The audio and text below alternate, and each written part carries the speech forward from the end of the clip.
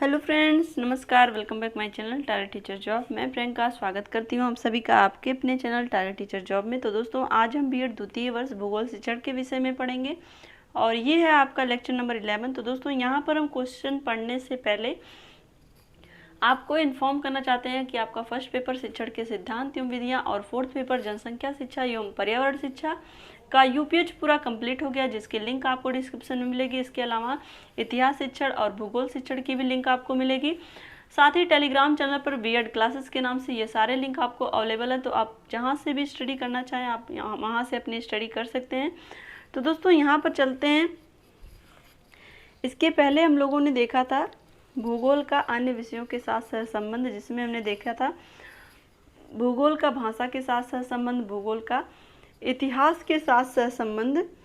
आज हम देखेंगे भूगोल का गणित के साथ सहसंबंध और भूगोल का विज्ञान के साथ सहसंबंध। इसके अलावा इसके पहले हम लोगों ने देखा था भूगोल का राजनीति शास्त्र और अर्थशास्त्र के साथ सहसंबंध। तो दोस्तों, यहाँ पर हमें ये देखना है कि अलग अलग विषय किस तरह से भूगोल से सहसंबंध स्थापित करते हैं, किस तरह से वो संबंधित होकर के।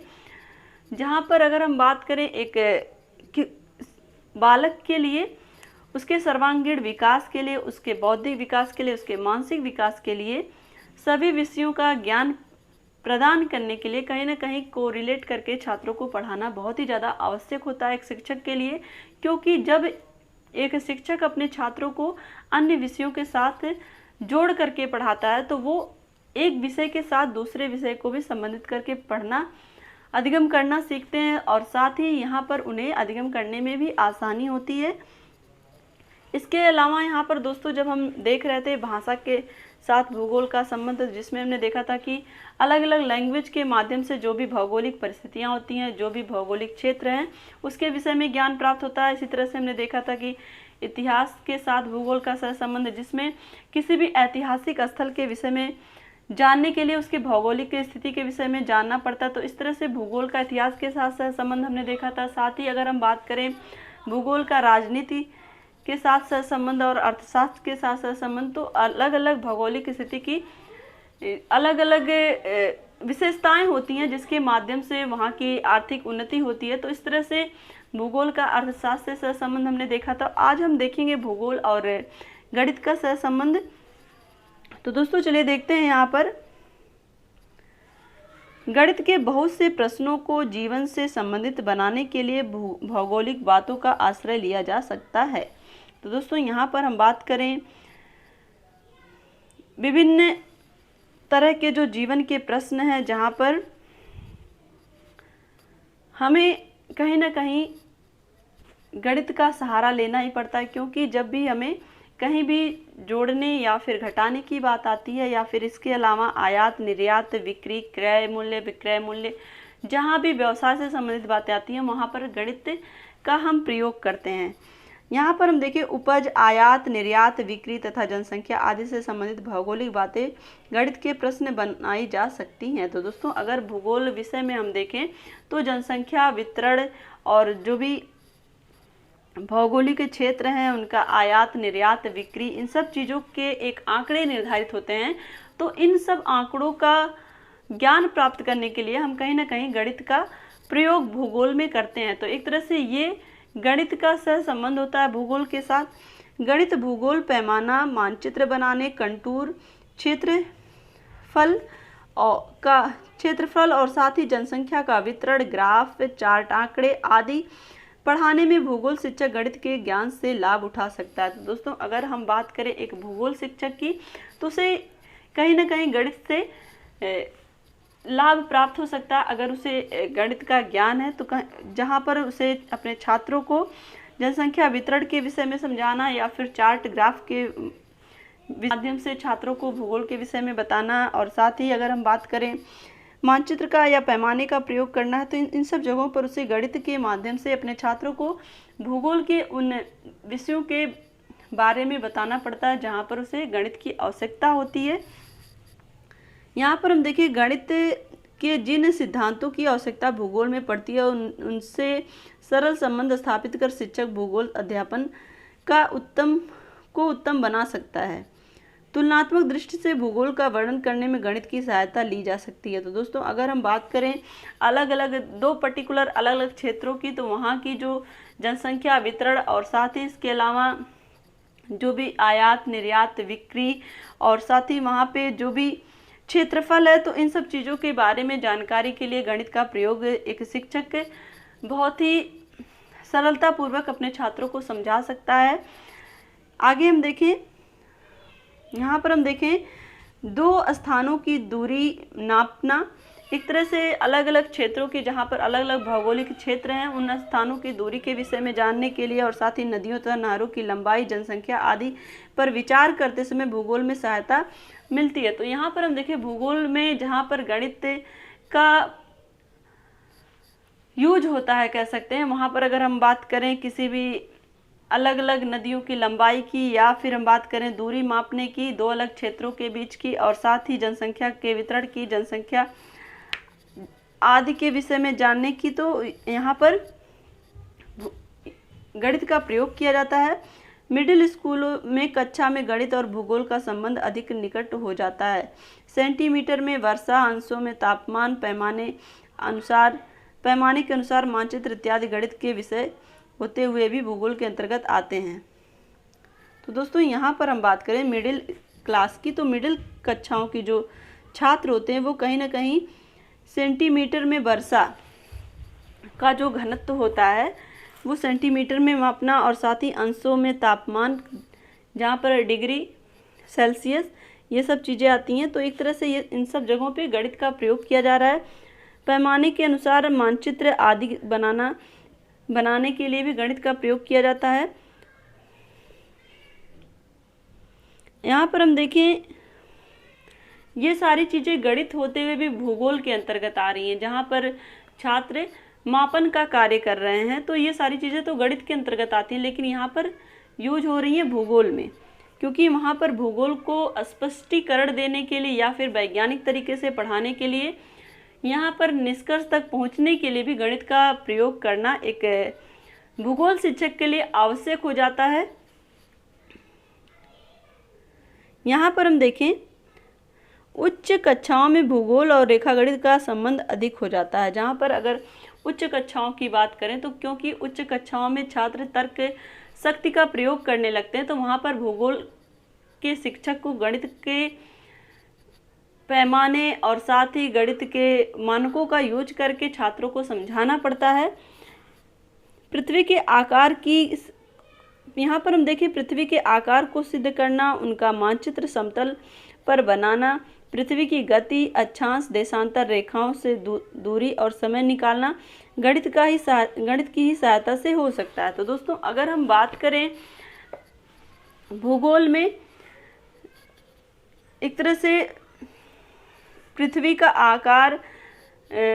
आकार को सिद्ध करना और साथ ही मानचित्र समतल पर बनाना, इसके लिए भी कहीं ना कहीं दूरी की माप होती है, छोटे पैमाने की माप होती है। और इसके अलावा जो भी पृथ्वी की गति है और जो भी अक्षांश और देशांतर रेखाएं हैं उसकी दूरी को मापने के लिए और समय निकालने के लिए, क्योंकि जो अक्षांश और देशांतर की दूरी और समय होता है वो दो अक्षांशों के बीच की दूरी, दो देशांतर के बीच की दूरी, जिसमें क्रमशः 4 मिनट और 111 किलोमीटर जो होता है, उसमें आपको छात्रों को किस तरह से मापना है, किस तरह से समय निकालना है, इसके विषय में छात्रों को गणित के माध्यम से समझाया जा सकता है। तो एक तरह से ये सारी चीज़ें भूगोल, यहाँ पर एक शिक्षक भूगोल का शिक्षक होते हुए भी वहाँ पर वो सारी चीज़ें गणित का प्रयोग करके सिद्ध कर सकता है। तो यही रीज़न है कि यहाँ पर अगर हम कहें कि गणित और भूगोल का सहसंबंध होना एक बहुत ही ज़्यादा आवश्यक है, तो ये एक अतिशयोक्ति नहीं है यहाँ पर, बल्कि आवश्यक है कि गणित और भूगोल का सहसंबंध हो, क्योंकि यहाँ पर एक शिक्षक अपने छात्रों को तभी सही ढंग से समझा पाएगा जब वो यहाँ पर गणित का प्रयोग करेगा। तो दोस्तों यहाँ पर आशा करती हूँ कि गणित और भूगोल का सहसंबंध आपको समझ में आया होगा। अब हम देखते हैं भूगोल, और अब हम यहाँ पर देखते हैं भूगोल तथा विज्ञान का सहसंबंध। भूगोल का निकटतम संबंध विज्ञान से भी है, अतः भूगोल अध्यापन में भौतिक विज्ञान, रसायन शास्त्र, भूगोल शास्त्र, जीव विज्ञान इसके अलावा हम देखें कृषि विज्ञान आदि से सहसंबंध करना आवश्यक होता है। तो दोस्तों अगर हम बात करें विज्ञान के विभिन्न पक्षों की, तो यहाँ पर भूगोल का अलग अलग पक्षों के साथ संबंध होता है।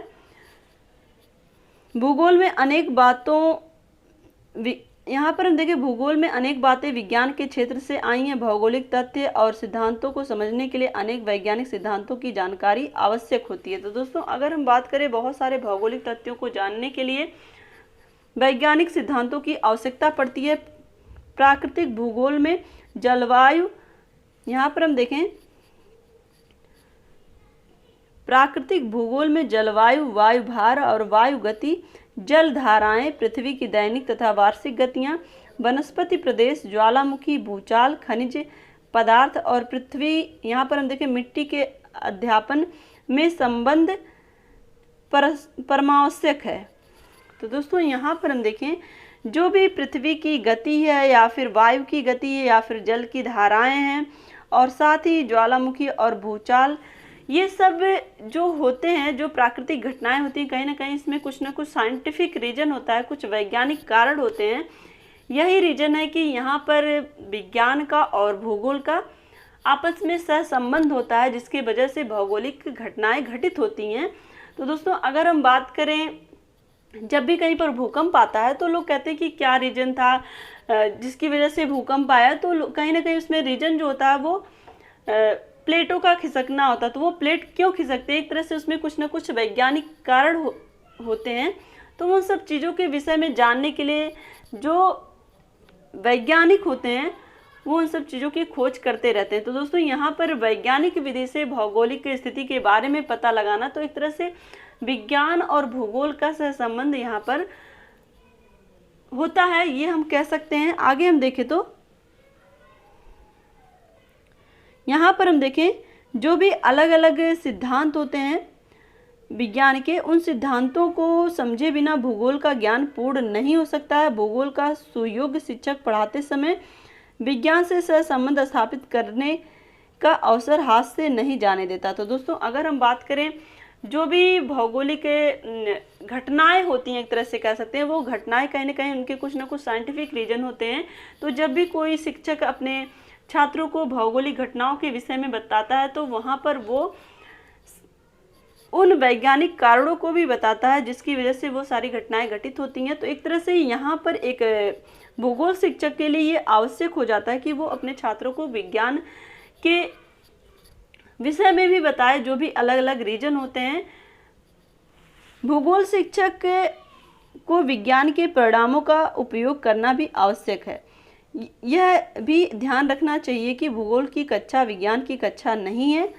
तो दोस्तों यहाँ पर ऐसा भी नहीं है कि जो भूगोल का शिक्षक है वो पूरा विज्ञान ही बताने लगे, बल्कि जहाँ पर छात्र को जितनी आवश्यकता है विज्ञान के विषय में जानने की, क्योंकि वहाँ पर वो भूगोल के विषय में पढ़ा रहा था, भूगोल के जो भी महत्वपूर्ण तथ्य निकल कर आते हैं विज्ञान के विषय में, उन सारे चीज़ों के विषय में शिक्षक को जानकारी देना आवश्यक होता है। क्योंकि वो शिक्षक जब तक छात्रों को वैज्ञानिक तरीके से नहीं पढ़ाएगा अपने विषय को, तब तक छात्रों का ज्ञान कहीं ना कहीं अपूर्ण रहेगा। उन ज्ञान को पूर्ण करने के लिए छात्र को विज्ञान के जो भी महत्वपूर्ण तथ्य हैं भूगोल से संबंधित, उसे छात्र को बताना आवश्यक हो जाता है। यहाँ पर कक्षा में छात्रों को बताना आवश्यक हो जाता है। यहाँ पर हम देखें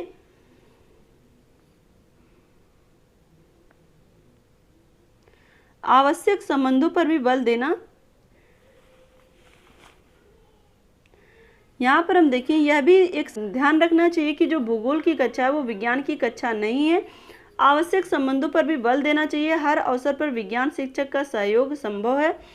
प्राथमिक कक्षाओं में प्रकृति अध्ययन को भूगोल का ही अंग मानकर एक ही अध्यापक दोनों विषय को पढ़ाता है। तो दोस्तों यहाँ पर हम बात करें जो प्राथमिक कक्षा होती है वो उसमें जो भूगोल होता है वो प्रकृति का अध्ययन, भूगोल के अंतर्गत ही प्रकृति का अध्ययन किया जाता है। इसलिए इन दोनों विषयों को एक मान करके शिक्षक भूगोल के अंतर्गत ही सब कुछ पढ़ाता है। विभिन्न प्रकार की वनस्पति, गर्मी, वर्षा, पक्षी आदि प्रकृति अध्ययन तथा भूगोल दोनों के ही भाग हैं। तो दोस्तों यहाँ पर देखिए जो अलग अलग वर्षा, पक्षी, गर्मी, और जो भी ऋतुएं हैं, जलवायु, तो ये सारी चीज़ें शिक्षक भूगोल के अंतर्गत रख कर के छात्रों को ज्ञान अर्जित करवाता है। यहाँ पर हम देखें थर्मामीटर, बैरोमीटर, रेन गेज आदि वैज्ञानिक यंत्रों के उपयोग के ज्ञान की सहायता से भूगोल में उनके महत्व तथा उससे संबंधित भौगोलिक विषय सामग्री को सरलता से समझाया जा सकता है। तो दोस्तों यहाँ पर हम बात करें जो भी थर्मामीटर है या फिर बैरोमीटर है या फिर रेन गेज है, इन सब चीज़ ये सब चीज़ें एक वैज्ञानिक यंत्र के रूप में एक जो भूगोल का शिक्षक है वो इन सब चीज़ों के महत्व के विषय में अपने छात्रों को बता सकता है, जिससे कि जो छात्र हैं वो भौगोलिक विषय सामग्री को सरलता से समझ सकें। यहाँ पर आगे हम देखें प्राइमरी कक्षा में ऋतु परिवर्तन का ज्ञान भूगोल और विज्ञान, भूगोल अगर हम बात करें जो ऋतु परिवर्तन है प्राथमिक कक्षा में वो भूगोल और विज्ञान दोनों विषयों में रखा गया है। दिन रात होना, ग्रहण लगना आदि विज्ञान और भूगोल दोनों में रखे गए हैं। तो दोस्तों यहाँ पर चूंकि छात्र को दोनों विषयों में से संबंध स्थापित करने के लिए जो भी रात दिन का होना या फिर ग्रहण लगना या विज्ञान, ये सारी चीज़ें दिन रात का होना जिसे हम कहें, और जो भी प्राकृतिक घटनाएं हैं, इन सब चीज़ों के बारे में विज्ञान और भूगोल दोनों में रखे गए, इन सारे टॉपिक को दोनों विषय में रखे गए हैं। यहाँ पर हम बात करें कृषि और प्रकृति। कृषि और प्रकृति अध्ययन का सहसंबंध स्थानीय भूगोल अध्यापन में आवश्यक है। कृषि और प्रकृति अध्ययन का सहसंबंध स्थानीय भूगोल अध्यापन में आवश्यक है।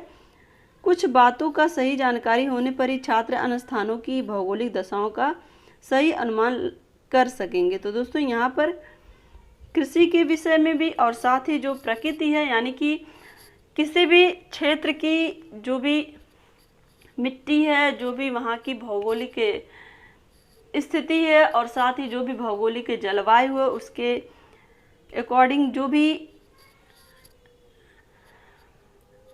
फसलें वहाँ के लिए आवश्यक है, जो भी वहाँ की उपज है उसके विषय में छात्रों को सही से जानकारी देना चाहिए एक शिक्षक को, जिससे कि छात्र मिट्टी से संबंधित और फसल से संबंधित जो भी आवश्यक तत्व होते हैं उसके विषय में छात्र आसानी से ज्ञान अर्जन कर पाएँ और साथ ही अन्य स्थानों की भौगोलिक दशाओं का भी सही अनुमान लगा पाएँ। क्योंकि दोस्तों यहाँ पर एक शिक्षक के माध्यम से ये बताया जा सकता है कि अलग अलग फसलों के लिए, अलग अलग खाद्यान्नों के लिए यहाँ पर हम बात कर सकते हैं, अलग अलग मिट्टी और जलवायु की आवश्यकता होती है, अलग अलग तरह के तापमान की आवश्यकता होती है, वर्षा की आवश्यकता होती है, जिसके माध्यम से छात्र अलग अलग भौगोलिक क्षेत्रों के जो भी उत्पादन है उनके विषय में वो जानकारी कलेक्ट कर पाएंगे। तो दोस्तों आशा करती हूँ कि ये सारी जो डिस्कशन है आपको समझ में आए होंगे, और साथ ही अगर ये वीडियो आपको अच्छी लगी हो तो एक लाइक करिएगा, अपने दोस्तों के साथ शेयर करिएगा, और अगर आप चैनल पर नए हैं तो प्लीज़ चैनल को सब्सक्राइब करके बेल आइकन बटन को जरूर प्रेस कर लीजिएगा, जिससे हमारे सभी वीडियोज़ की नोटिफिकेशन आपको मिल सके। तो हमसे जुड़ने के लिए थैंक यू सो मच। जय हिंद।